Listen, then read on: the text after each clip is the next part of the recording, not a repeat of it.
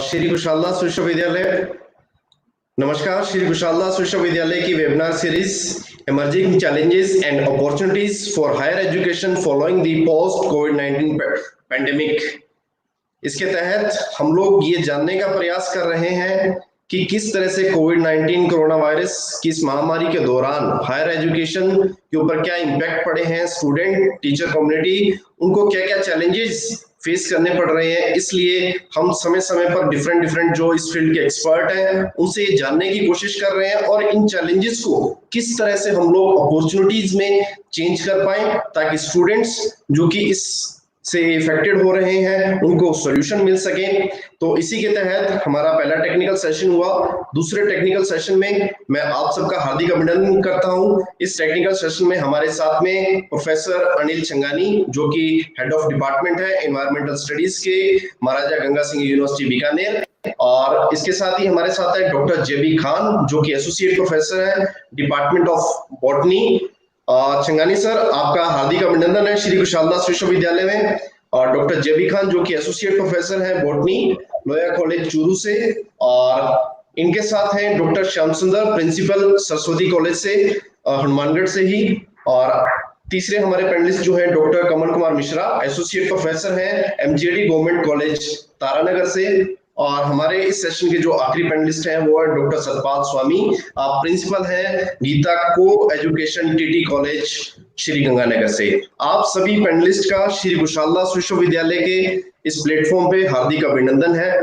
जैसा कि मैंने आपको बताया कि हम लोग ये जानने का प्रयास कर रहे हैं कि हमारा जो ये चैलेंजेस एक हायर एजुकेशन सेक्टर फेस कर रहा है, क्योंकि अगर किसी भी देश की एजुकेशन व्यवस्था अच्छी नहीं होगी उस पे चैलेंजेस आएंगे तो उन चैलेंजेस से देश का आगे बढ़ना बहुत मुश्किल हो जाता है। तो इन चैलेंजेस को हम किस तरह से दूर करें, हमारे पहले सेशन के अंदर जो मुख्य बातें उभर के आई वो ये थी कि एक रूरल एरिया का स्टूडेंट एक अर्बन एरिया का स्टूडेंट, उन दोनों के डिफरेंट चैलेंजेस हैं।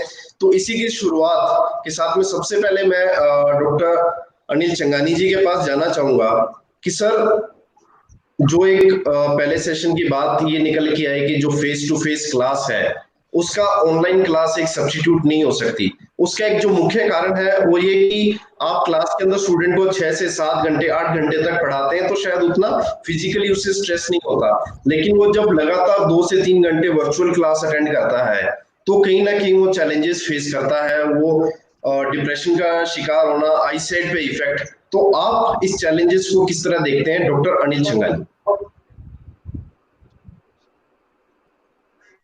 बहुत बहुत धन्यवाद आपका। जी सर। बहुत अच्छे विषय पे आपने एक ये सेमिनार रखी है और जी मेरे सर। ख्याल से इस का जवाब इस प्रोसेस में ही है।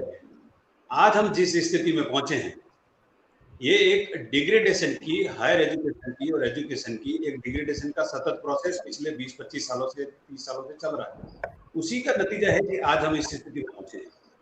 अगर हमारा साइंस, अगर हमारा वैज्ञानिक, अगर हमारी रिसर्च इस तरह की होती तो आज हम कहीं न कहीं किसी न किसी महामारी का इलाज, वैक्सीन ढूंढ पाते। एक रेगुलर प्रोसेस है।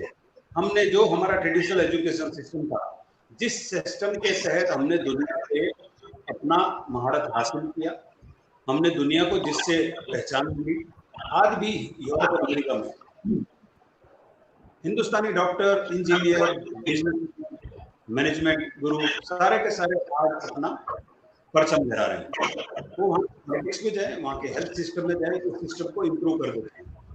लेकिन क्या हो गया अचानक कि हमारे तो सारा का सारा सिस्टम कोलैप्स हो गया।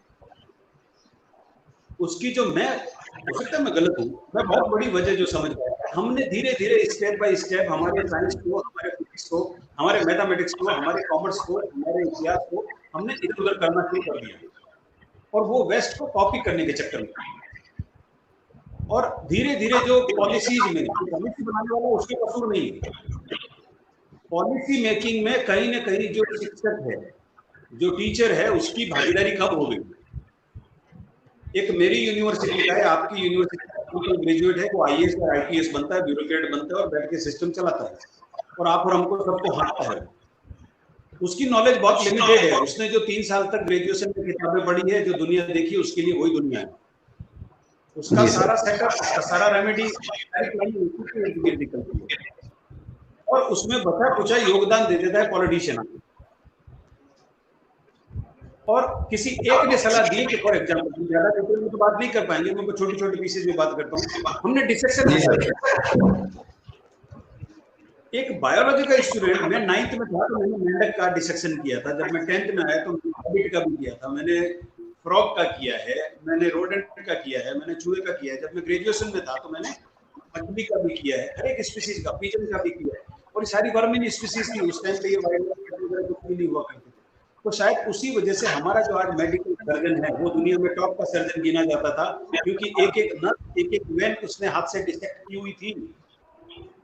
अब हमने डिसेक्शन हटा दिया, तो आज सीधा मेडिकल डॉक्टर नेट पे पढ़ाई करके वो ऑब्जर्वेशन करके डिसेक्शन कर पाएगा, ऑपरेशन कर पाएगा? शायद नहीं।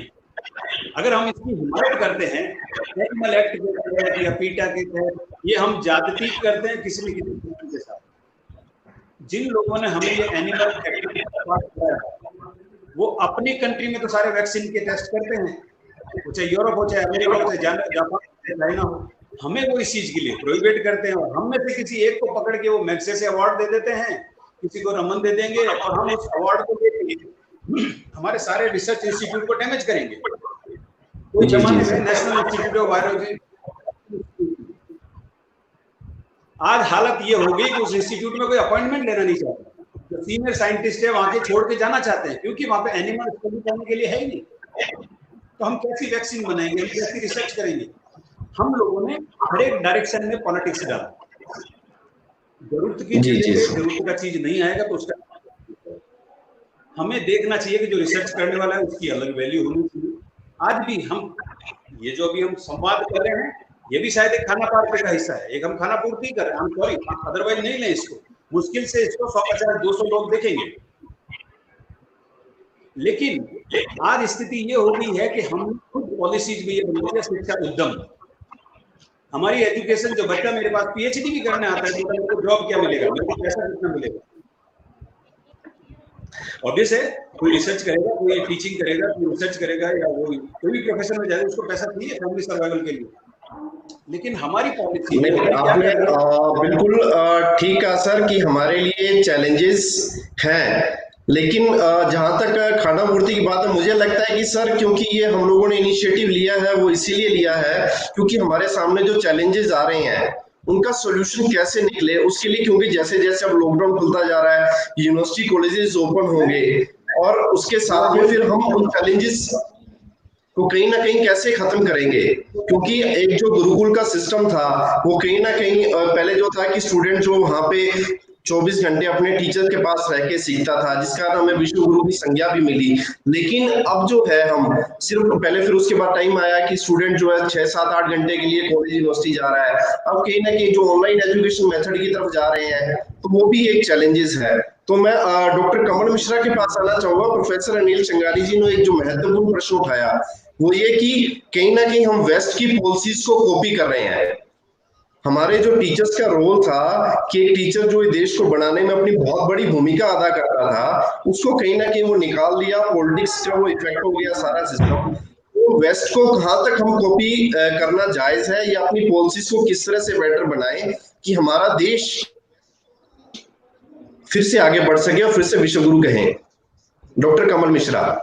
संघानी साहब नमस्कार। जैसा संघानी साहब ने जो कहा उससे मैं पूर्ण सहमत हूँ।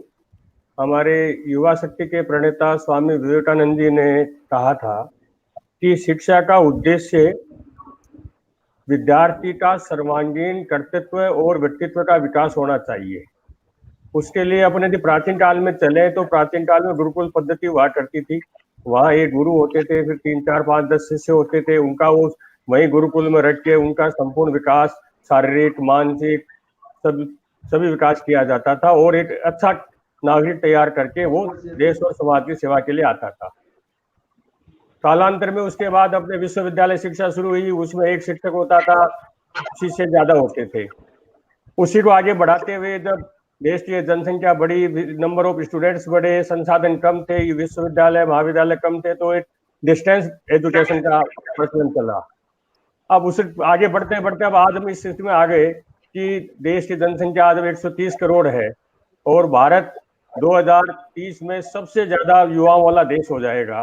तो युवाओं को एजुकेशन देने के लिए जो अपना संसाधन है वो कम हो रहे हैं। आज हम देखते हैं कि राजस्थान की अपन बात करें तो राजस्थान स्टेट में हायर एजुकेशन में इस समय 25 लाख स्टूडेंट एजुकेशन में है, और अपना जो हायर एजुकेशन में कॉलेज गोइंग स्टूडेंट जो है उनकी संख्या अपनी बढ़ती जा रही है। 2009-10 के अंदर जो हमारा DER जो 18% था वो 25% हो गया है। तो ऐसी परिस्थिति के अंदर अपन जो क्लासरूम टीचिंग है उसको हम अवॉइड नहीं कर सकते, क्योंकि बच्चे का सर्वांगीण विकास करने के लिए हमें क्लासरूम टीचिंग को महत्व देना ही पड़ेगा। क्लासरूम टीचिंग के साथ साथ अपन ऑनलाइन जो डिजिटल टेक्नोलॉजी का उपयोग करके अपन स्टूडेंट का संपूर्ण विकास करने में यदि योगदान दें तो एक टीचर के लिए सर्वश्रेष्ठ रहेगा। वेस्टर्न के रूप में अपन यदि अपन जाएंगे तो हम हमारे विद्यार्थियों का नुकसान ही करेंगे, अब अपने देश का नुकसान करेंगे। उस पद्धति का उपयोग हम आवश्यकता अनुसार करें, जहां हमें सहयोग मिले क्लासरूम के अंदर हम क्लास जो डायरेक्ट इंटरेक्शन स्टूडेंट टीचर के बीच में होता है उस इंटरेक्शन के बीच में उस टेक्नोलॉजी का अपन उपयोग करके उसको सब्जेक्ट देने के लिए दें। कि आज जैसे मान लो स्टूडेंट क्लास में कम आता है, प्रैक्टिकल करवाने हैं, उसके प्रैक्टिकल के लिए वो पहले से तैयार होकर आए, अपन उसके सब्जेक्ट उसको ऑनलाइन भेज दें और वो अपना पढ़ के आए, सेल्फ डिसीजन रख के पढ़ के आए, क्लासरूम में आए। आज तो वो अपना कम से कम समय में टीचर से इंटरेक्ट करके अपने प्रैक्टिकल का कार्य पूरा करे, अपने प्रॉब्लम्स पूछे। और क्लासरूम टीचिंग की सबसे बड़ी जो बात आती है, आप सभी लोग विद्वान हैं, आप लोग अनुभवी हैं, कि जब आपके टीचर और स्टूडेंट की आई कांटेक्ट जब होती है और आई कांटेक्ट के हिसाब से टीचर के जो आपका व्यक्तित्व, टीचर का जो व्यक्तित्व है उस व्यक्तित्व से टीचर स्टूडेंट आपसे ग्रहण करता है सर। यदि टीचर का व्यक्तित्व बहुत अच्छा होगा तो उसकी धारणा होगी कि साहब संघाणी साहब बहुत अच्छे टीचर है, तो श्रद्धा भाव से जो कह रहे हैं उसको ग्रहण करता है सर। और अपन तो भारतीय संस्कृति के अंदर जो देखते हैं कि जिसके प्रति श्रद्धा होती है, आदर होता है, उसी से हम ग्रहण कर पाते हैं।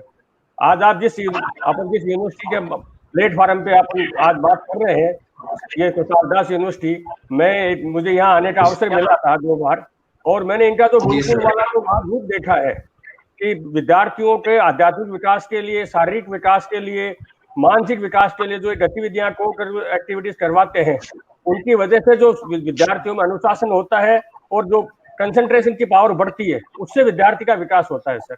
ऑनलाइन एजुकेशन के अंदर विद्यार्थी सेल्फ डिसिप्लिन में रह नहीं पाता है। जहाँ सेल्फ डिसिप्लिन होता है वहाँ ऑनलाइन एजुकेशन से हम सीख सकते हैं, परंतु ऑनलाइन एजुकेशन अपने क्लासरूम टीचिंग का माध्यम नहीं बन सकता। परंतु कोविड-19 की इस महामारी के समय हम इस ऑनलाइन एजुकेशन का, डिजिटल क्रांति का उपयोग करके हम टाइम बीइंग जो है हम विद्यार्थियों को उसको स्टेपनी के रूप में अपन उसका सहयोग करके उससे अपन बाहर निकाल सकते हैं।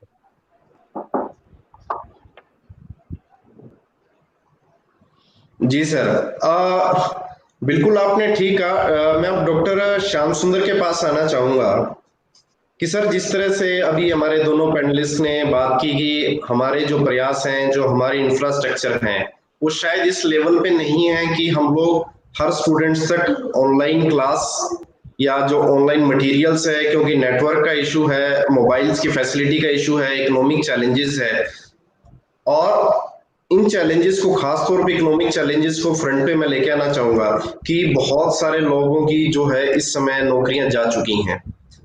पिछले सेशन में भी हमारा ये एक महत्वपूर्ण मुद्दा उठा था कि जब लोगों के पास में नौकरियां नहीं है, फीस देने के लिए पैसे नहीं है, तो क्या वो जो स्टूडेंट एनरोलमेंट रेशियो है वो कहीं ना कहीं इफेक्ट करेगा, चाहे हम वो ग्लोबल लेवल पे देखें, नेशनल लेवल पे देखें, कहीं ना कहीं ये इफेक्ट होगा। तो इसका क्या सोल्यूशन हो सकता है, डॉक्टर श्याम सुंदर? जी सर, सबसे पहले तो मैं माननीय सोगानी सर से नमस्कार करता हूँ, प्रणाम करता हूँ, स्वामी जी को और खान साहब को, मिश्रा जी को। देखिए सर, जब भी देश पे कोई संकट आया है तो वो संकट सबसे पहले प्रभावित शिक्षा को किया है। चाहे वो बाढ़ हो, चाहे वो भूकंप हो, चाहे वो अतिवृष्टि हो, उसमें शिक्षा प्रभावित हुई है। वैसे ही आज ये जो महामारी आई है कोरोना, इसने भी शिक्षा को ही प्रभावित किया है। लेकिन मैं ये मानता हूँ कि जहाँ समस्या है वहाँ समाधान भी है। समाधान, इसमें धैर्य की आवश्यकता है। ठीक है, कुछ समय ऐसा आया और कुछ चैलेंज के रूप में हम उसे स्वीकार कर रहे हैं। तो देखिए सर, आज के टाइम के अंदर जो हमारे पास विकल्प है, इसके अलावा और कोई विकल्प नहीं है कि हम ऑनलाइन बच्चों को शिक्षा दे रहे हैं, 2-3 महीने से ये चल भी रहा है। लेकिन जैसे सोगानी सर ने कहा कि ये विकल्प उस क्लास का विकल्प नहीं है जो हम दे सकते थे। तो इससे इंस्टीट्यूट के अंदर, कोचिंग सेंटरों के अंदर रोजगार आगे आने वाले टाइम में घटेगा, ये श्योर है। लेकिन फिर भी हम कंपटीशन एग्ज़ाम की तैयारी करने वाले स्टूडेंट्स जो हैं, उनको कुछ हद तक संतुष्ट कर सकते हैं अगर हम स्टूडेंट्स को विश्वास में लेकर के और शिक्षक अपनी भूमिका को अच्छी तरह से उसको निर्वाह करे, तो हो सकता है कि इस समस्या का समाधान कुछ हद तक हम प्राप्त कर सकते हैं। बेरोजगारी की जहाँ तक समस्या आने वाली है, इसे भी हम पॉजिटिव लेकर के चलेंगे, थोड़ा हिम्मत रखेंगे, थोड़ा हौसला रखेंगे, तो शायद ये भी दूर हो जाएगी, क्योंकि समस्याएं हमेशा स्थायी नहीं होती, उसका समाधान होता है और धीरे धीरे हम उसको अचीव कर लेते हैं। जैसा जी मिश्रा जी ने कहा कि हम इस दौर के अंदर आने वाला जो सेशन है, इस सेशन के अंदर हमारा जो पढ़ाई का जो सिस्टम है वो प्रत्येक संस्थाओं में, कॉलेजों में, स्कूलों में प्रभावित होगा, ये तो श्योर है। प्रभावित होगा क्योंकि जितना हमारा इसमें टाइम होता है सेशन के अंदर, वो टाइम हम उतना स्टूडेंट्स को नहीं दे पाएंगे, ना ही स्टूडेंट दे पाएगा, क्योंकि ये एक विकल्प व्यवस्था होगी। इसमें मेरा अनुरोध रहेगा यूनिवर्सिटी से कि इसमें जो कोर्सेज हैं, जो विभिन्न पाठ्यक्रम है, उसको थोड़ा शॉर्ट किया जाए। और जितना टाइम हमें जो, जैसे कि हर सेशन के अंदर 1200-1300 घंटे होते हैं, लेकिन इस बार हो सकता है कि वो आधे रह जाएं, उसके अकॉर्डिंग थोड़ा सिलेबस कम किया जाए और उसके अकॉर्डिंग हम बच्चों को ये शिक्षा की इसके माध्यम से, इस सेमिनार या के माध्यम से, हम इनको नेट के माध्यम से, हम मोबाइल के माध्यम से कुछ देने का प्रयास करेंगे, जिसके लिए शिक्षक को एनी टाइम तैयार रहना है। और जी सर, आपने बिल्कुल ठीक है कि वैकल्पिक व्यवस्था हम लोग करें, हमारे सिलेबस के अंदर मॉडिफिकेशन हो। इसी बात को मैं आगे बढ़ाते हुए डॉक्टर जेबी खान जी के पास जाना चाहूंगा कि सर, पिछले कुछ समय से आपने गौर किया होगा कि हमारी जो सरकारें हैं, चाहे राज्य सरकारें हैं, भारत सरकार है, वो ये प्रयास कर रही है कि स्टूडेंट्स को जो है स्किल डेवलपमेंट के ऊपर फोकस किया जा सके, क्योंकि जब हम इंटरनेशनल लेवल पे जाते हैं तो बहुत सारे चुनिंदा लोग जो हैं वो अगर जब हाईली स्किल्ड हो जाते हैं तो वेस्टर्न कंट्रीज की तरफ मूव कर जाते हैं। लेकिन इंडिया के अंदर जैसे जैसे मार्केट बढ़ रहा है, बहुत सारी कंपनीज जो है यहाँ पे इन्वेस्ट करना चाह रही हैं, तो उसके लिए हम स्किल इंडिया की बात करते हैं। तो लेकिन जब ये चीजें ऑनलाइन तक सीमित रह जाएंगी, क्योंकि आप बॉटनी से संबंधित हैं, आपको क्लास में प्रैक्टिकल्स करवाते हैं, तो जब तक हम स्टूडेंट्स को प्रैक्टिकल्स नॉलेज नहीं दे पाएंगे तो हम किस तरह से स्किल इंडिया की बात कर पाएंगे? डॉक्टर जेबी खान जी। जी नमस्कार। नमस्कार सर। आपको आवाज आ रही है मेरी सर? जी आ रही है सर। जी, मैं क्योंकि मेरे शायद नेट कनेक्टिविटी की प्रॉब्लम हो रही होगी, तो मैं नहीं सुन पाया छंगानी सर और श्याम सुंदर जी ने क्या कहा, मुझे बिल्कुल ही नहीं सुना। और आपने भी जो क्वेश्चन किया है शायद मैं पूरा नहीं सुन पाया हूँ, लेकिन फिर भी जो ये प्रेजेंट सिनेरियो बना है, तो कहीं ना कहीं हमें इससे अफेक्टेड हो रहे हैं और आने वाले टाइम में भी हमें इसके साथ ही जीना पड़ेगा।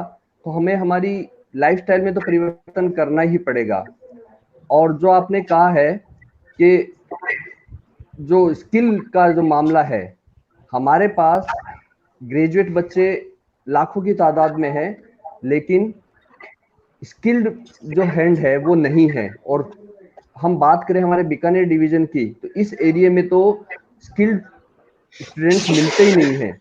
जो मल्टीनेशनल कंपनीज है उनकी डिमांड होती है, कई बार हम लोग जॉब फेयर करवाने की सोचते हैं, कुछ कंपनीज आती भी है, तो हमारे पास स्किल्ड पर्सनल भी नहीं मिलते, बच्चे मिलते ही नहीं, केवल ग्रेजुएट बच्चे, उनके पास केवल डिग्री है, उसके अलावा हाथ का हुनर उनके पास कुछ भी नहीं है, एक्स्ट्रा उनके पास कुछ भी नहीं है। तो जहां ये पहले ही ऐसी अवस्था थी, और ये जब मैं कहना चाहूंगा कि अब तो कोड में खाज हो गया, कि जहां हमारे एरिया के बच्चे पहले स्किल्ड नहीं हो पाते थे, लेकिन अब कोविड के कारण जहां डायरेक्ट इंटरेक्शन हमारा अब खत्म हो जाएगा, हम जुड़ नहीं पा रहे हैं, हम ऑनलाइन क्लासेस ले सकते हैं, लेकिन वो जो एक टीचर स्टूडेंट्स का इंटरेक्शन जो होता है वो अब नहीं हो पा रहा है। बच्चे ऑनलाइन क्लास में किस तरीके से पार्टिसिपेट करते हैं आप देख भी रहे हैं, हमारे घरों में बच्चे, सभी स्कूलों ने ऑनलाइन क्लासेस स्टार्ट कर रखी है, लेकिन जब जी। मेरे बच्चे क्लास लेते हैं कभी वो सो जाते हैं, कभी बीच में छोड़ के चले जाते हैं, कभी क्या कर रहे हैं, तो वो एक इंटरेक्शन नहीं होता उनके साथ। तो कहीं ना कहीं हमें भुगतना पड़ेगा इन चीजों को कि हमारे बच्चे किस तरीके से स्किल्ड हो, लेकिन जमाना अब आ गया है कि हमें ऑनलाइन इस टेक्नोलॉजी के साथ ही जीना पड़ेगा। तो कहीं ना कहीं हमें रास्ते खोजने पड़ेंगे कि किस तरीके से हम हमारे बच्चों को न केवल थ्योरेटिकल नॉलेज दें, उसके साथ साथ प्रैक्टिकल नॉलेज। जैसे आज आप बात कर रहे थे कि मैं बॉटनी का प्रोफेसर हूं, तो मैं बिना प्रैक्टिकल के तो मेरी क्लास संभव ही नहीं है। मेरे बच्चे किस तरीके से बिना प्रैक्टिकल के ऑनलाइन कैसे सीख पाएंगे? जब तक हम एक लैब में बैठकर सेक्शन कटिंग नहीं करेंगे, प्लांट्स को ओपन नहीं करेंगे, तो हम जान ही नहीं सकते।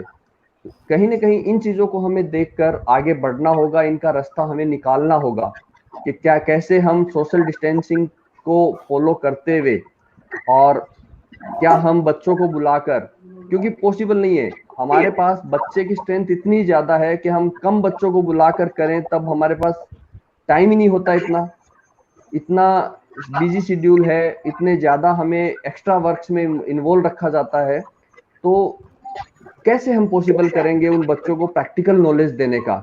लेबोरेटरी में जब मैं पढ़ता था तब 20 बच्चे एक दिन लेबोरेटरी में आते थे, लेकिन आज स्ट्रेंथ इतनी ज्यादा हो गई कि हम 50 बच्चों को एक साथ एक दिन बुलाते हैं, और उनको भी 2 घंटे के लिए। अब वो 50 बच्चे एक साथ एक लैब में बैठ के प्रैक्टिकल करना संभव नहीं है।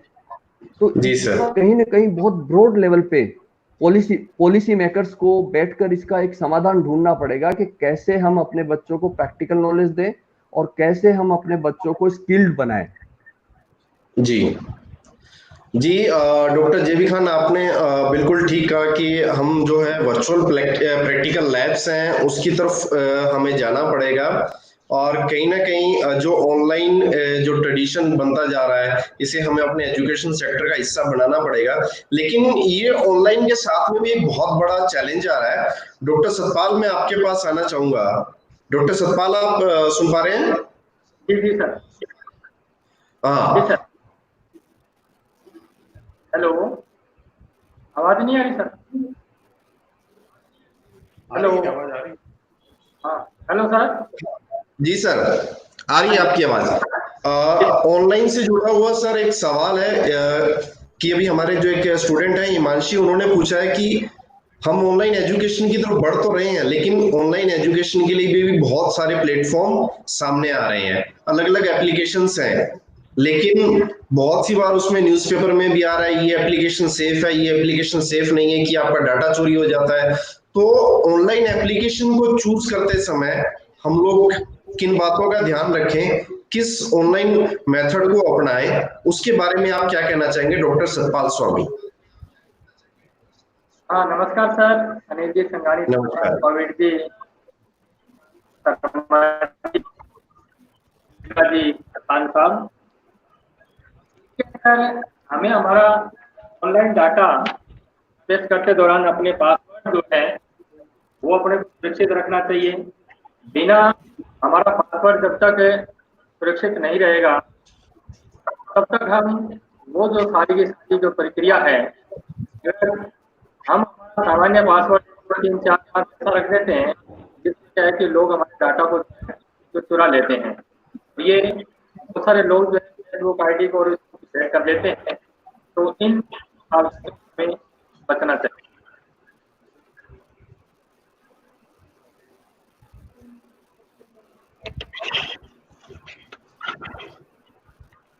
शायद सतपाल सर के साथ में कुछ टेक्निकल प्रॉब्लम आ रही है, तो मैं अनिल सर के पास में ये सवाल लेके जाना चाहूंगा। सर, जो ऑनलाइन प्लेटफॉर्म है उनको इस्तेमाल करते समय स्टूडेंट्स किन सावधानियों का ध्यान रखें, और किस तरह से वो सेलेक्ट करें ताकि उनका जो डेटा इशू है, जो उनकी पर्सनल इंफॉर्मेशन है, वो इजीली कहीं सेल आउट नहीं हो।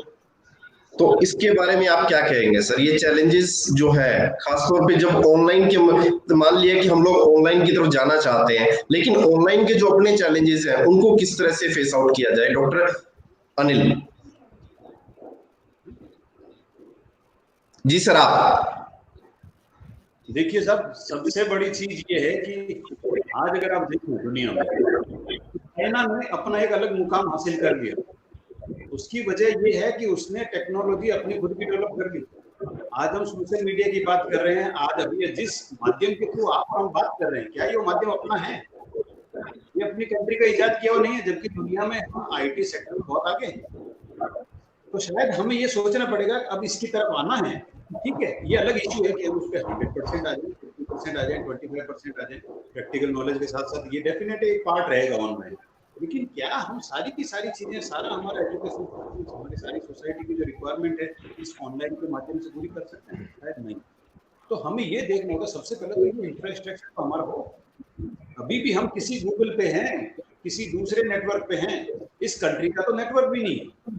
शायद अभी हम बहुत प्रीमैच्योर फेज में है गया कि हमने कुछ ऐप बना लिए हैं या कुछ हमारे नेटवर्क तैयार हो गए।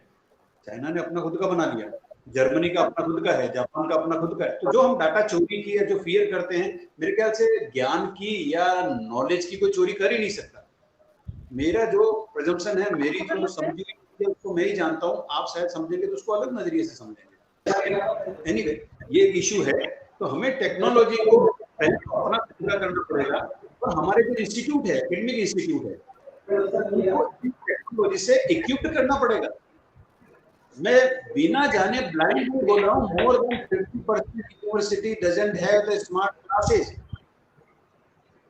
ये हमारे सिस्टम का पार्ट ही नहीं है। हम थ्योरेटिकली बातें करते हैं, बजट में उसका प्रोविजन होता है, लेकिन आई एम सॉरी, मैं 1 मिनट थोड़ा सा अगर अलग लगे तो अलग लगेगा।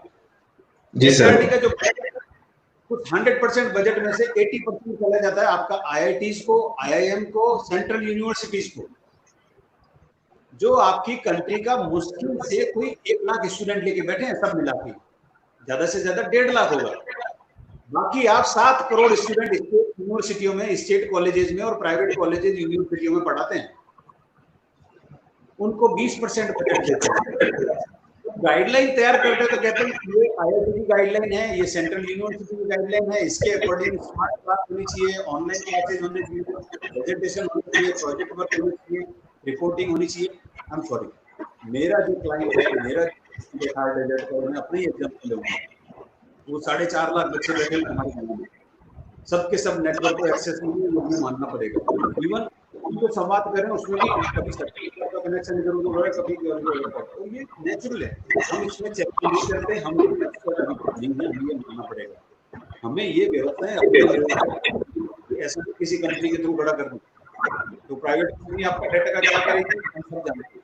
आपसे एक पासवर्ड मांगेगा, और जैसा अभी खान साहब ने बताया कि आज टीचर को आपने टाइम दिया है, एक टीचर 1 घंटे देता है, सबको 5 घंटे पढ़ना होता है, सवाल बच्चों को। तो हमने टीचर को एंगेज कर दिया एडमिनिस्ट्रेटिव वर्क में, वो चाहे अनिल चंगानी हो, चाहे जेबी खान साहब हो, सब उतने ही बिजी हैं। हर एक के पास 4-4, 5-5 एजुकेशन को तो अपनी एक बर्डन समझ के सिस्टम से हटाने की कोशिश की है।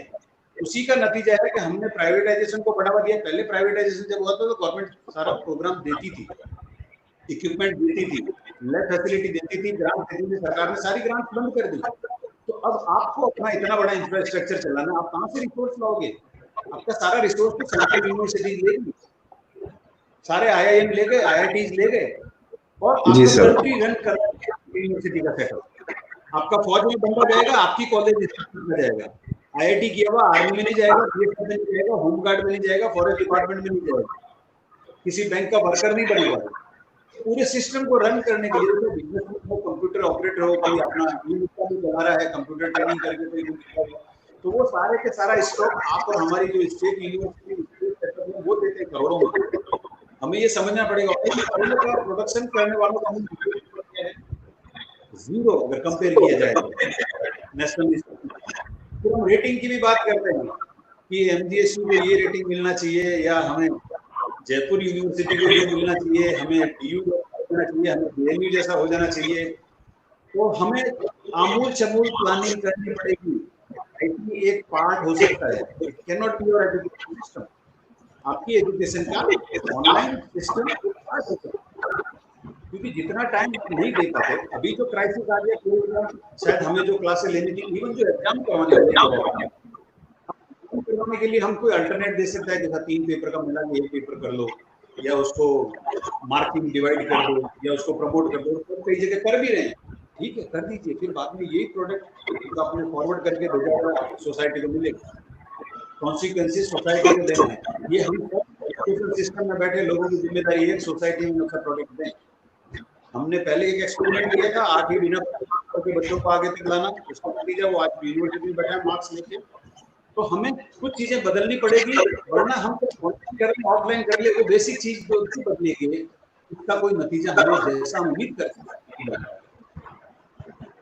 और जो व्यवस्थाएं हमें सरकार को पायलट बना के दो, भले कोविड के नाम से आप व्यवस्थाएं दो, सबसे बड़ा इंफ्रास्ट्रक्चर नहीं है हमारे पास ऑनलाइन, तो हम कैसे कोप करेंगे? और जिन इंस्टीट्यूट को हमने दी है, जिन इंस्टीट्यूट को हमने अपना बजट का 80% दिया है, उसका प्रोडक्ट विदेश जाता है, हमारे देश को सर्व नहीं करता है, हमें ये मानना पड़ेगा।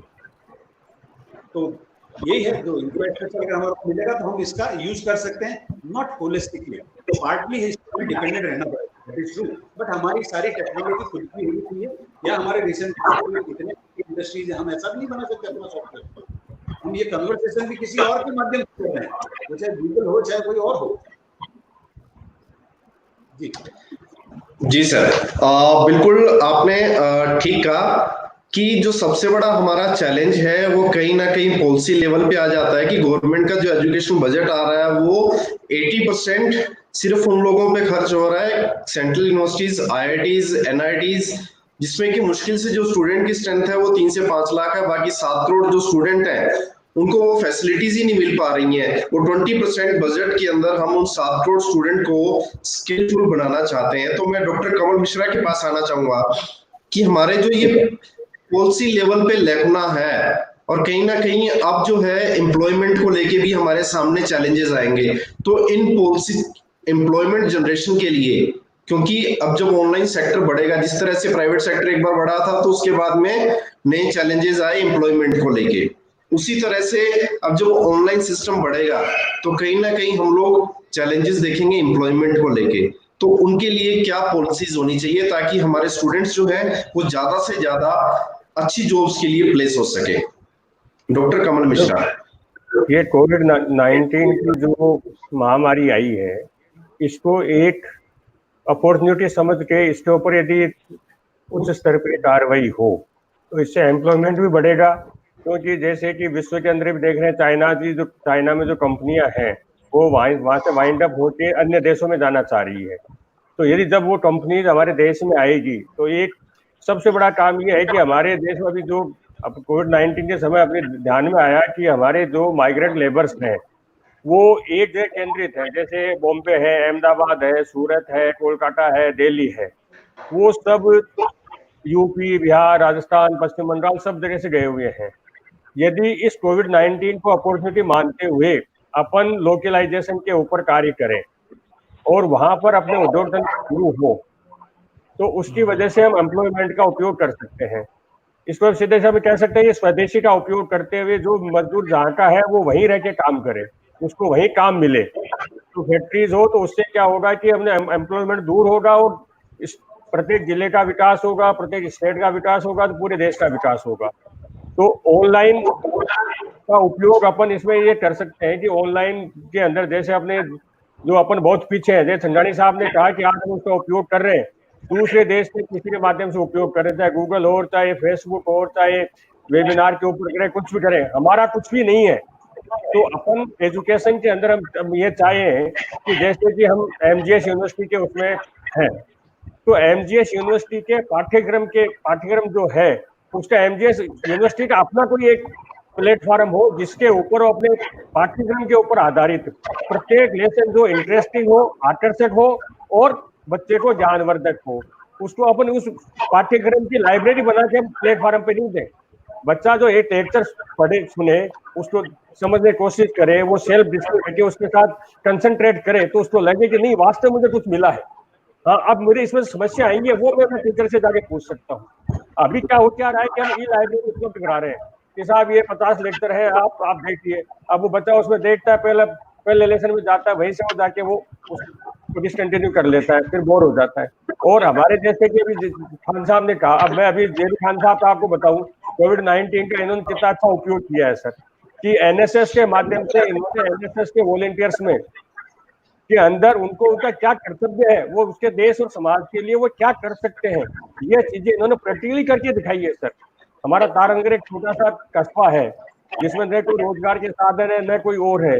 हमारे एनसीसी एनएसएस के बच्चों ने इस महामारी के समय जब लोग घर से बाहर निकलने से डरते थे, उस समय इन्होंने बाहर निकल के कितनी जागृति फैलाई है, मास्क बांटे हैं, मतलब जरूरतमंदों के पास जाके उनकी सहायता की है, राशन सामग्री पहुंचाई है। तो ये जो सीधी आपने डायरेक्ट उनको आपने लेसन दिया है, उससे उनको अपने कर्तव्य के भान करवाया आपने। तो ये ऑनलाइन एजुकेशन के द्वारा मैं तो ये कहता हूँ कि सबसे पहला काम जो है, आपको ऑनलाइन एम्प्लॉयमेंट में जो बाद की बात आएगी, आप सबसे पहला आप ये काम कीजिए, जो हमारे जो सिस्टम है, सिस्टम के अंदर जो टीचर है, टीचर्स को आप ऑनलाइन ट्रेनिंग के लिए आप इंफ्रास्ट्रक्चर उपलब्ध कराइए। वो टीचर जो है अपने अच्छे लेक्चर तैयार करें, बच्चे उनको अच्छी तरह से देखें, उनको लगे कि ऑनलाइन जो लेक्चर्स है हमारे काम के हैं। तो ये प्रत्येक यूनिवर्सिटी वाइज जो है अपना जो सिलेबस है उसके हिसाब से अपने प्लेटफॉर्म हो और अपने खुद के प्लेटफॉर्म हो। ये संगानी साहब ने कहा ना, गूगल है, फेसबुक है, ये जूम है, ये सारे विदेशी हैं। क्यों नहीं हमारे देश का हमारा कोई प्लेटफॉर्म क्यों नहीं हो जिससे कि हमारे डाटा बाहर नहीं जाए? यदि हमारे देश का प्लेटफॉर्म तैयार होगा तो इसमें आपके सॉफ्टवेयर के जो कंसल्ट है उनको उसमें रोजगार भी मिलेगा सर। तो जितना ऑनलाइन अपन बढ़ाएंगे उतना ही हम एम्प्लॉयमेंट को जनरेट करेंगे। इसलिए अपन जब तक अपने स्वदेश अपने हुनर को नहीं पहचाने, हिंदुस्तान में सबसे ज्यादा टैलेंट है और जितने भी देश है वहां जाके सारे हिंदुस्तानी टैलेंट काम करते हैं। हम हमारे टैलेंट को पहचानते नहीं है, उनको इंफ्रास्ट्रक्चर उपलब्ध नहीं कराते हैं। जब तक ये काम अपन नहीं करेंगे तब तक अपन इसमें सफल नहीं हो सकते। और अभी एक सर्वे आया है सर, जो आपको मैं थोड़ा जानकारी के लिए बताऊं कि आज के दिन जय संगानी साहब ने कहा कि भाई IIM है, इनका तो परसेंटेज कितना होगा, 1% कितना होगा। आज अपने जो एजुकेशन के अंदर है 55% जो योगदान है हमारे प्राइवेट सेक्टर्स का है। गवर्नमेंट सेक्टर का योगदान 45% है। जो 55% जो योगदान यूनिवर्सिटीज का है, प्राइवेट यूनिवर्सिटीज है, प्राइवेट सेक्टर का है, वो उनको भी हमें सुदृढ़ करना पड़ेगा। उनको भी क्लासरूम टीचिंग के साथ साथ ऑनलाइन टीचिंग को जोड़ना पड़ेगा। ऑनलाइन टीचिंग को सुदृढ़ हम जब ही कर सकते हैं जब हम उसको क्लासरूम टीचिंग के साथ सहयोगी के रूप में जोड़ें, उसको मतलब सहयोगी टूल के रूप में जोड़ेंगे तो ये ऑनलाइन प्लस ऑफलाइन दोनों मिला के हम बच्चे का सर्वांगीण विकास कर सकते हैं, उसको अपने एम्प्लॉयमेंट की तरफ भी जोड़ सकते हैं। क्योंकि जब तक व्यक्ति संपर्क में नहीं आएगा तब तक आप उसको कर्तव्य का भान नहीं करवा सकते हो, उसकी जो उसके अंदर प्रतिभा छुपी हुई है उसको आप उभार नहीं सकते। ऑनलाइन से आप किसी की प्रतिभा नहीं उभार सकते हो, न उसका विकास, उसको केवल आप उसको फीडबैक मतलब आपको ज्ञान दे सकते हो यदि वो ग्रहण करना चाहे तो। यदि सेल्फ डिसिप्लिन रहेगा तो ग्रहण करेगा, यदि सेल्फ डिसिप्लिन नहीं है तो बच्चा ऑनलाइन एजुकेशन उसके लिए अभिशाप सिद्ध होगी। बिल्कुल ठीक कहा सर आपने कि ऑनलाइन और ऑफलाइन दोनों ही एजुकेशन मोड को मिक्स करके हमें पॉलिसी बनानी होगी ताकि हमें बेनिफिट मिल सके और स्टूडेंट्स को हम अप टू डेट कर सकें। इसी के साथ सर जो हमारे व्यूअर्स फेसबुक और यूट्यूब के थ्रू देख रहे हैं उनके सवाल मैं लेना चाहूंगा। यूट्यूब के थ्रू एक सवाल पूछा गया, ये डॉक्टर जेबी खान जी से मैं पूछना चाहूंगा कि स्टूडेंट जो ऑनलाइन स्टडी कर रहे हैं, क्योंकि वो भी एक मार्केट बन चुका है, बाजार बन चुका है कि डिफरेंट जो कोर्सेज हैं वो अवेलेबल है आपके पास में, लेकिन जब उन कोर्सेज को परचेज करते हैं या ऑनलाइन देखने की कोशिश करते हैं तो उस समय डिफरेंट एड्स आती हैं, जो कि उन एड को देखते हुए वो कहीं ना कहीं जो उनका मेन मोटिव है कि वो अपनी क्लास को अटेंड कर रहे हैं या अपने स्टडी को जो पढ़ रहे हैं मटेरियल, उससे वो भटक के दूसरी वेबसाइट पे चले जाते हैं जो कि उनके काम का नहीं है। तो इस चैलेंज को आप किस तरह देखते हैं और उस चैलेंज से किस तरह से बचा जा सकता है, डॉक्टर जेबी खान? जी, ये बहुत ही अच्छा प्रश्न पूछा है आपके व्यूअर ने। ये हमें इसको हम हर जगह इस चीज का हमें सामना करना पड़ता है। आप ऑफलाइन क्लासेस में आइए, ऑफलाइन क्लासेस में आप जब बच्चों को पढ़ाते हैं और 100 बच्चे आपके सामने बैठे होते हैं, तो मेरे ख्याल में पीछे बैक बेंचर जो होते हैं वो इन्हीं चीजों में बिजी रहते हैं। आज के टाइम में उनके हाथ में सब में मोबाइल होता है या वो और दूसरी बातें करते रहते हैं, तो वो वहां भी भटक रहे हैं। क्या 100 के 100 बच्चे आपकी क्लास में बैठे हैं वो सारे आपको सुन रहे हैं? नहीं। जिनको लेना होता है वो तो नहीं भटकते हैं। तो ऐसा ही इस ऑनलाइन प्लेटफॉर्म पे हमारे सामने फेस होता है कि जब हम ऑनलाइन किसी साइट पे जाते हैं तो हमें अदर्स ऐड वगैरह बीच बीच में परेशान करते हैं, तो नो डाउट बच्चे का ध्यान भटकेगा, लेकिन हमें अर्जुन की तरह सिर्फ चिड़िया की आंख को देखेंगे तभी हम सक्सेस होंगे, वरना तो हमें बहुत सी परेशानियां इस ऑनलाइन प्लेटफॉर्म के दौरान आने वाली है और आती भी रही है। पीछे भी हम जब करते रहे हैं, तो ये तो सब जगह ही है। जो स्टूडेंट्स अपने आप को कंसंट्रेशन के साथ ऐसा काम करेगा तो वो न तो उनको ऑनलाइन में परेशानी आती है न ऑफलाइन में। आप हमारे कॉलेज में हम अगर बात करें, हमारे कॉलेज के सिनेरियो में, तो हमारे कॉलेज में लगभग 10,000 विद्यार्थी आते हैं। तो क्या 10 के 10,000 विद्यार्थी एक ही ट्रैक पे चलते हैं? क्या वो हमेशा पढ़ते हैं? क्या वो कंसंट्रेशन के साथ रहते हैं? वो भी भटकते हैं, उनका ध्यान भी भटकता है, वो बुरे कामों में भी पढ़ते हैं। यूनिवर्सिटीज में भी हम देखते हैं, जब हम पढ़ते थे यूनिवर्सिटीज में, तो क्या सभी पढ़ने वाले बच्चे पढ़ते थे? नहीं, बहुत से बच्चे गलत कामों में भी इन्वॉल्व हो जाते थे, कुछ पॉलिटिक्स में इन्वॉल्व हो जाते थे या नशे में इन्वॉल्व हो जाते थे, तो वहां भी ये चीजें उनको भटकाती थी। यहाँ ऑनलाइन पे वो भटकाएगी, तो ध्यान तो हमें खुद स्वयं का ही रखना पड़ेगा और हमें हमारे टारगेट को तय करके उसको अचीव करने के लिए आगे बढ़ना पड़ेगा। जी सर, मैं डॉक्टर सतपाल स्वामी के पास आना चाहूंगा। सर, अभी जो हमारे सामने जो सबसे बड़ी समस्या है वो ये है एग्जाम को लेके, क्योंकि स्टूडेंट्स के एग्जाम अभी शुरू नहीं हुए थे कि पूरे देश में लॉकडाउन हो गया। स्टूडेंट्स जो है डाउट में है कि एग्जाम होंगे या नहीं होंगे। बहुत सारे पॉलिसी मेकर्स जो है वो ये सजेस्ट कर रहे हैं कि ऑनलाइन एग्जाम हो जाने चाहिए। ऑनलाइन एग्जाम में भी क्या डिस्क्रिप्टिव होगा, ऑब्जेक्टिव होगा, तो इसके बारे में आप क्या राय रखते हैं डॉक्टर सतपाल स्वामी?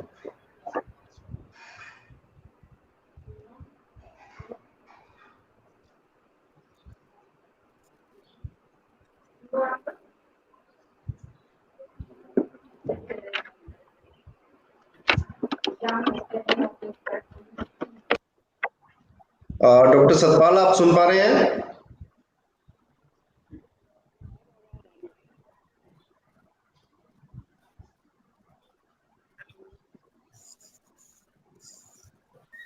डॉक्टर सतपाल, आप सुन पा रहे हैं? शायद फिर से कुछ नेटवर्क इशू है। तो मैं डॉक्टर श्याम सुंदर से ये सवाल करूंगा कि सर, जो ऑनलाइन एग्जाम को लेके आप क्या राय रखते हैं और क्या ये ऑनलाइन एग्जाम होने चाहिए तो किस तरह से होने चाहिए, ऑब्जेक्टिव या डिस्क्रिप्टिव, किस तरह से? डॉक्टर श्याम सुंदर जी सर, मुझे लगता है कि ऑनलाइन एग्ज़ाम यूनिवर्सिटी के अंदर हमारे संभव नहीं है, क्योंकि सिलेबस के अकॉर्डिंग जो ऑब्जेक्टिव क्वेश्चन है और सब्जेक्टिव जो है उसमें काफ़ी डिफरेंस है और बच्चा दे ही नहीं पा सकता। तो ऑनलाइन एग्ज़ाम जो है वो यूनिवर्सिटी के लिए तो कम से कम सही नहीं है, मेरा मानना है। बाकी इस विषय में हमारे छोगानी सर ज़्यादा बताएंगे, क्योंकि यूनिवर्सिटी से हैं, प्लानर भी हैं, तो वो बता पाएंगे इसको।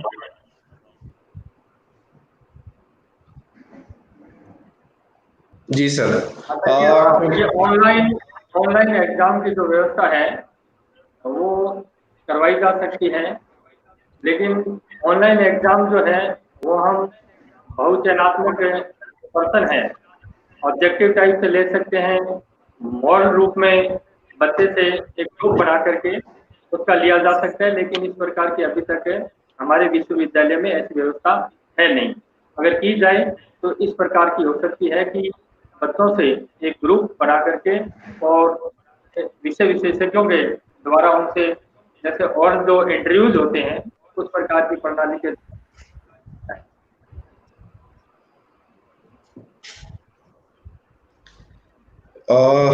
जी सर, अब हम अपने सेशन के कंक्लूजन की तरफ बढ़ रहे हैं। लास्ट 15 मिनट्स हैं, तो मैं प्रोफेसर अनिल चंगानी जी से कंक्लूडिंग रिमार्क्स में जो हमारी लॉन्ग टर्म स्ट्रेटजी क्या हो सकती हैं और शॉर्ट टर्म स्ट्रेटजी क्या हो सकती हैं, कि जिससे कि अभी जो हमारे सामने इमीडिएट चैलेंजेस हैं इनको हम फेस आउट कर सकें और जो आने वाले समय के हमारे जो चैलेंजेस हैं उनको हम सॉर्ट आउट कर सकें।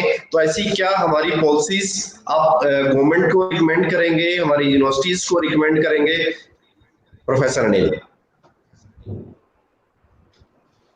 देखिए, ये जो सिचुएशन है, शायद ये सिचुएशन हम 2 महीने में, 4 महीने में, 6 महीने में, 8 महीने, इट इज एन अनसर्टेनिटी। अभी हम इसमें भी हमारा ग्राफ बढ़ रहा है, हम सारी टेक्नोलॉजी लगा के सारा हम ऑनलाइन करके हम सबसे पहले तो प्रायोरिटी पे अपने बच्चों को इतना एजुकेट करें कि वो इस महामारी से निजात पा सकें, या जो प्रिकॉशन सरकारी एडवाइजरी आती है उसको एज इट इज फॉलो कर सकें। ये सबसे ज्यादा जरूरी है कि हम कम से कम एज ए टीचर मैं चाहूँगा कि मेरे सारे बच्चे उसको फॉलो करें। एक भी बच्चा बिना मास्क लगाए घर से बाहर नहीं निकले। तो इस तरह की प्राइमरी एडवाइजरी से शुरू करते हुए, ठीक है सेशन हो सकता है जुलाई में शुरू नहीं कर, अगस्त में कर देंगे, सितंबर में कर देंगे, 2 साल में जाके हम सेशन का एक साल रिकवर कर लेंगे, दैट इज डूएबल। कई सारे 4 साल के हैं, 5 साल के हैं, 2 साल के हैं, तो सेशन वाइज कोर्स को कर्टेल किया जा सकता है, उसमें एक्स्ट्रा टाइम दिया जा सकता है। और हम एक्स्ट्रा टाइम देने में ये कर सकते हैं कि हम उसमें कोर्स को कम नहीं करेंगे। मैं ये कर सकता हूँ कि मैं कुछ बच्चों को, जो मेरे टीचिंग आवर्स हैं, मैं यूनिवर्सिटी में तो इतने घंटे पढ़ाऊंगा, बाकी मैं अपनी जिम्मेदारी लेता हूँ अपने शिक्षकों के साथ, अपने टीचर के साथ, एडमिनिस्ट्रेशन के साथ वो बांटते हुए ये काम हम शाम को टाइम या दोपहर में कभी भी एक्स्ट्रा टाइम हम वो एक्स्ट्रा टाइम देते हुए उस कोर्स को कवर करेंगे। मैं उस कोर्स कंटेंट को कम करना चाहूँगा। जो हमारा ऑनलाइन है उसका हम एडवांटेज ये लें कि जो हमें प्रैक्टिकली यदि जरूरत की एक्सरसाइज करने उसके लिए वो डिपार्टमेंट आए और विद ऑल प्रिकॉशन।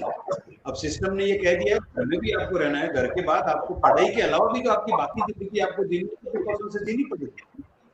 जिस तरह से हम मच्छर के लिए मॉस्किटो नेट चलाते हैं, तो Covid is part of your life now.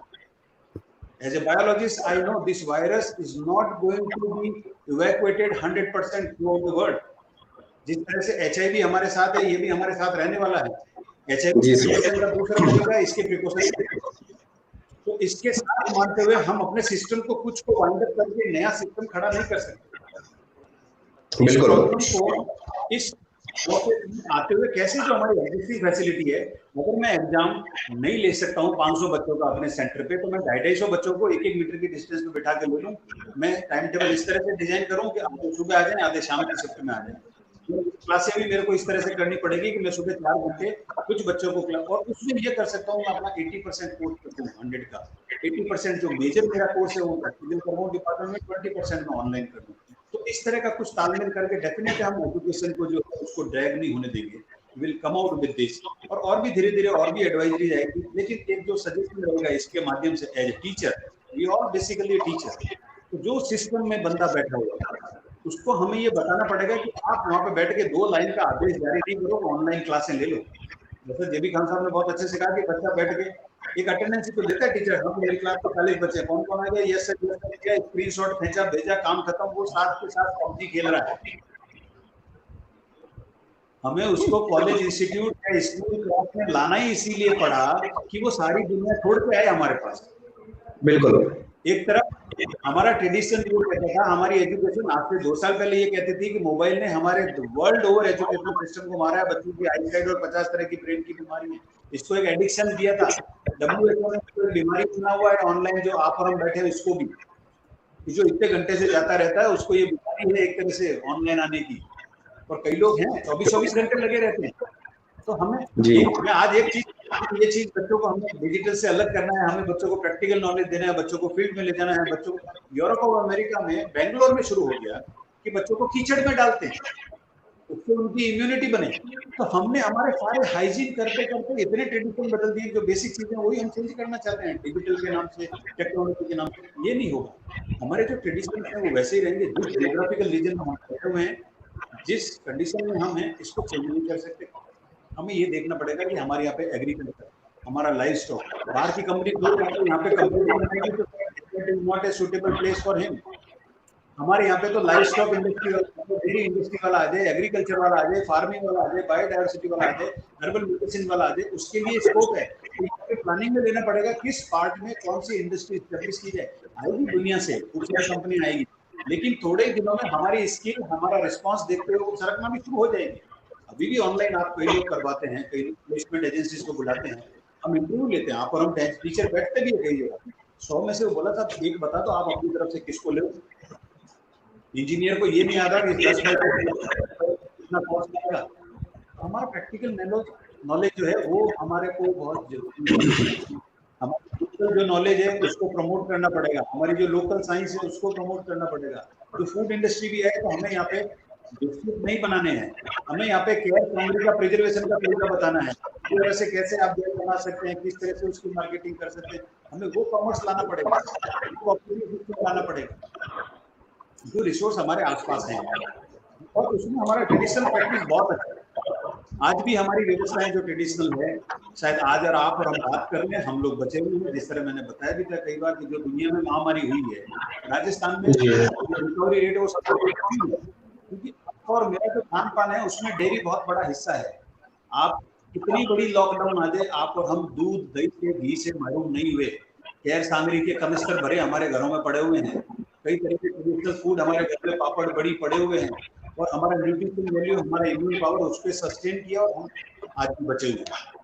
तो इन चीज़ों को हमें पहचानना पड़ेगा। जो हमारे लोकल नॉलेज है, जो हमारे लोकल ट्रेडिशंस हैं, उनको हमें लेते हुए हमारे सिस्टम में, हमारी इंडस्ट्री में, हमारे फाइनेंस में लेना पड़ता है। हमें जरूरी नहीं कि दुनिया का सारा बिजनेस यहाँ बैठ के ऑनलाइन करना। मेरी लोकल सराउंडिंग का जो बिजनेस है मैं उसी पे कन्फाइन करूँगा। जरूरी नहीं कि यहाँ पे काजू बादाम उगा लूंगा थार डेजर्ट में, लेकिन क्या मैं अपना केयर सामग्री में बचा पाऊंगा, ये ज्यादा जरूरी है। Thank you sir. अब मैं डॉक्टर कमल मिश्रा से आपका सर कंक्लूडिंग रिमार्क जानना चाहूंगा, सेम इसी सवाल के साथ कि हमारा जो क्या लॉन्ग टर्म स्ट्रेटेजी और क्या शॉर्ट टर्म स्ट्रेटेजी होनी चाहिए पर्टिकुलर एग्जाम्स को लेके, क्योंकि इमीडिएट जो हम चैलेंज अभी फेस कर रहे हैं वो एग्जाम को लेके कर रहे हैं और बहुत सारे सवाल भी आ रहे हैं। अभी एक आरती अरोड़ा का भी सवाल आया है कि एग्जाम को लेके हमारी क्या स्ट्रेटेजीज होनी चाहिए। डॉक्टर कमल मिश्रा। तो एग्जाम तो जो अपने यूनिवर्सिटी सिस्टम में जो एग्जाम सिस्टम है वो एग्जाम तो हमें ऑफलाइन ही लेनी पड़ेगी। अपने कंपटीशन एग्जाम्स तो अपन ऑनलाइन ले सकते हैं क्योंकि वो एमसी क्वेश्चंस होते हैं तो वो से हो सकते हैं, परंतु यूनिवर्सिटी सिस्टम के अंदर अपन को सब्जेक्टिव एग्जाम भी क्वेश्चंस भी देने पड़ते हैं, तो इसलिए ये तो अपन ऑफलाइन ही एग्जाम हमें लेनी पड़ेगी। पर जो कोविड-19 की जो डायरेक्शंस हैं उनका पालन करते हुए, सोशल डिस्टेंसिंग की दूरी रखते हुए हमें टाइम टेबल इस तरह से यूनिवर्सिटी को बनाना पड़ेगा कि वो एग्जाम टाइम टेबल बना के सारे दिशा में पालन करते हुए एग्जाम संपन्न करवाए। अभी जून में नहीं तो जुलाई में करवाए, पर एग्जाम तो हमें करवानी ही पड़ेगी। परंतु इसकी इस अप्रोच को लेते हुए हमें ऑफलाइन के साथ साथ ऑनलाइन को प्रमोट करना चाहिए और अपने जो जितने भी एकेडमिशियन है उनको हमें लेटेस्ट डिजिटल टेक्नोलॉजी से प्रशिक्षित करना चाहिए, जिससे कि वो कम से कम समय में स्टूडेंट्स को सब्जेक्ट उपलब्ध करा के कम से कम कॉन्टेक्ट टाइम के अंदर वो उनकी डिफिकल्टीज को दूर कर सके, उनको डायरेक्शन कर सके। तीसरी बात ये है कि जैसे जेबी खान साहब ने कहा कि 8,000 स्टूडेंट 10,000 स्टूडेंट इस कॉलेज में आते हैं, वो ड्रेल भी हो सकते हैं। तो इसमें सबसे बड़ी बात क्या है कि सोशल मीडिया में ऑनलाइन डिजिटल टेक्नोलॉजी के अंदर स्टूडेंट को सेल्फ डिसिप्लिन रखना बहुत आवश्यक है। यदि वो सेल्फ डिसिप्लिन नहीं रखेगा, डिसिप्लिन नहीं रखेगा तो वो एजुकेशन प्राप्त नहीं कर सकता है। और अपन जब जैसे ही क्लास रूम टीचिंग की बात करते हैं तो जब विद्यार्थी महाविद्यालय में आता है, विश्वविद्यालय में आता है, तो वह आता है तो उस विद्यार्थी में, और जो विद्यार्थी कभी महाविद्यालय में नहीं आता उनके आप बिहेवियर में भी आप चेंज दे सकते हो, क्योंकि को करिकुलर एक्टिविटीज के द्वारा हम विद्यार्थी का सर्वांगीण विकास करते हैं। जहाँ को करिकुलर एक्टिविटी ज्यादा होती है वहाँ उस व्यक्ति का विकास ज्यादा होता है। जहाँ अनुशासन संस्थान में पालन किया जाता है उसका विद्यार्थी ज्यादा अनुशासित रहता है। वो टीचर की जो आज संघाणी साहब है, संघाणी साहब का नाम लेते ही विद्यार्थी का जो सर है उनके सम्मान में झुक जाता है। जेबी ठाकुर साहब काम करते हैं, कभी एनवायरनमेंट के लिए काम करते हैं, नो व्हीकल डे बनाते हैं, उससे कितना संदेश जाता है सर। एक दिन विद्यार्थी साइकिल से आएगा, नो व्हीकल डे मनाएगा, उससे आप पर्यावरण के लिए कितना संदेश दे रहे हो कि हम एक दिन हम आएंगे, हम पर्यावरण को बचाएंगे। तो आप पर्यावरण के संबंध में आप अपना वो दे सकते हैं। तो मैं तो आप कंक्लूड मेरा इतना ही करना चाहता हूँ कि ऑफलाइन के साथ साथ ऑनलाइन को प्रमोट करना चाहिए।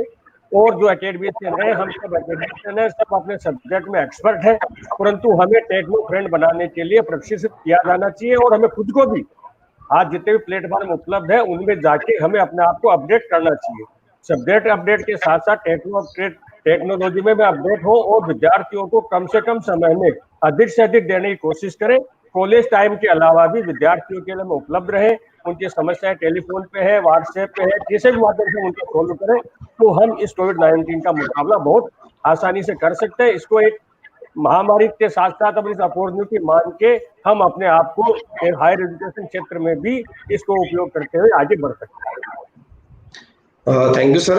अब मैं डॉक्टर जेबी खान से इसी बात को आगे बढ़ाते हुए जो डॉक्टर कमल मिश्रा ने कही कि हमें अपडेट करने की जरूरत है, हम ऑनलाइन एजुकेशन की तरफ जा रहे हैं, तो पहले कम से कम अपने टीचर्स को तो अप टू डेट करें। तो इसके लिए हमारी क्या लॉन्ग टर्म स्ट्रेटेजी हो, क्या शॉर्ट टर्म स्ट्रेटेजी हो सर, कि टीचर्स जो है वो टेक्नोलॉजिकली अप टू डेट हो? जी धन्यवाद। मैं सबसे पहले तो कमल जी सर का धन्यवाद देना चाहूंगा कि उन्होंने हमारी जो मुहिम है नो व्हीकल डे उसका जिक्र किया। तो मैं इस प्लेटफॉर्म के माध्यम से, आपके माध्यम से जो भी व्यूअर्स हैं उनसे ये निवेदन करना चाहूंगा कि आप कम से कम एक दिन महीने में बिना वाहन के गुजारिए, आपको भी अच्छा लगेगा, पर्यावरण भी सुधरेगा और पेट्रोल की बचत भी होगी। तो नो व्हीकल डे अपनाइए, ये एक बहुत अच्छा अभियान है, सभी साथी अपना रहे हैं, राजस्थान में इसको लागू भी कर दिया गया है। तो जैसा कि आप कह रहे थे मिस्टर डॉक्टर कोविड कि हमें अपडेट होना पड़ेगा। वर्तमान सिनेरियो में हम इसको कोविड से अगर अलग हटा के भी देखें तो वर्तमान सिनेरियो वर्चुअलिटी का है, ऑनलाइन का है, तो हमें फैकल्टी को अपडेट होना पड़ेगा। मैं खुद की बात करूं तो मैंने ऑनलाइन क्लासेस स्टार्ट की बच्चों के लिए, क्लासेस मैं अभी भी लेता हूं, तो उसका मुझे एक फायदा हो गया। मेरा जितना भी एक जो पेपर में आज तक टीचिंग करता था कागजों में था, अब वो मेरा पूरा का पूरा लैपटॉप में आ गया है, मैंने पीपीटी बना ली है, तो मैं कहीं भी किसी भी वक्त इस बच्चों के साथ जुड़ सकता हूं। मैं अवेलेबल रहता हूं ऑनलाइन, व्हाट्सएप पे बच्चों के साथ क्वेश्चन शेयर करता हूं, नॉलेज शेयर करता हूं। तो सभी साथी इस न केवल पोस्ट कोविड को अपनाते हुए बल्कि अपडेट जो आने वाला वक्त है वो ऑनलाइन वर्चुअलिटी का ही है, तो हमें अपडेट होना पड़ेगा, हमें ये टेक्नोलॉजी सीखनी पड़ेगी, चाहे जूम हो, चाहे ऑनलाइन पेज पे फेसबुक पे आना हो, हम इन सब को अपनाकर बच्चों के साथ, हाँ ये जरूर है कि जो एक्स्ट्रा करिकुलर एक्टिविटीज है वो तो हमें फेस टू फेस बच्चों के साथ जुड़ने से ही होती है, सर्वांगीण विकास वही होगा। लेकिन क्योंकि अब ऐसा वक्त आ गया है तो इन चीजों को साथ हमें चलना पड़ेगा, और ईश्वर और अल्लाह ने चाहा तो बहुत जल्दी हम इन कोविड से निजात पालेंगे, तो वापस हमारी दुनिया वैसे ही चलने लग जाएगी। जी बिल्कुल ठीक कहा, और इसी उम्मीद ये कायम है कि जल्दी हम इससे निजात पालेंगे। और डॉक्टर सतपाल स्वामी के पास में मैं कंक्लूडिंग रिमार्क के लिए जाना चाहूंगा कि हमारा जो वैल्यू एडेड एजुकेशन है कहीं ना कहीं वो इससे इफेक्ट हो रहा है। जहां जो सर्वांगीण विकास की बात डॉक्टर जेबी खान ने की वो कहीं ना कहीं इफेक्ट हो रही है, तो उसके लिए शॉर्ट टर्म और लॉन्ग टर्म स्ट्रेटेजी क्या हो सकती है?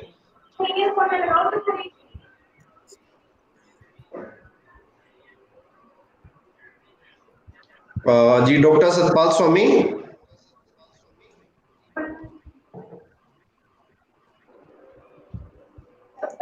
डॉक्टर सतपाल स्वामी आप अपना कंक्लूडिंग रिमार्क दें प्लीज।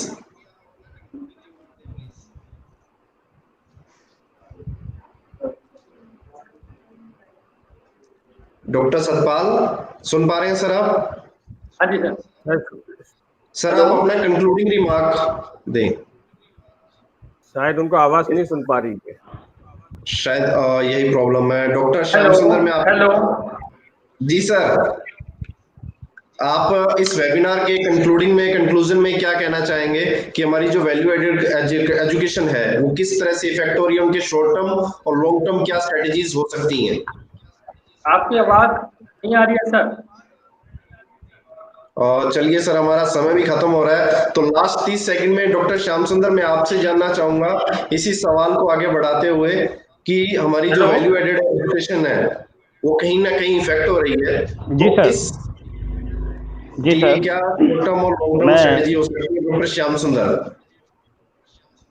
जी सर, मैं इसमें एक सिर्फ शॉर्टली कहूँगा, स्टूडेंट्स के लिए ये कहूँगा कि अब इस जो आगे का जो समय है, जो परिस्थितियाँ हैं, उसके अकॉर्डिंग जो हमारे स्टूडेंट्स हैं उनको समझदार होना पड़ेगा और अपना जो समय जो है ज़्यादा से ज़्यादा अपने सब्जेक्ट्स को लेकर के टीचर्स के साथ जुड़ाव महसूस करें और जो अनुशासन वो क्लास में बनाते हैं उसी अनुशासन के साथ वो ऑनलाइन स्टडी में अपना ध्यान दें।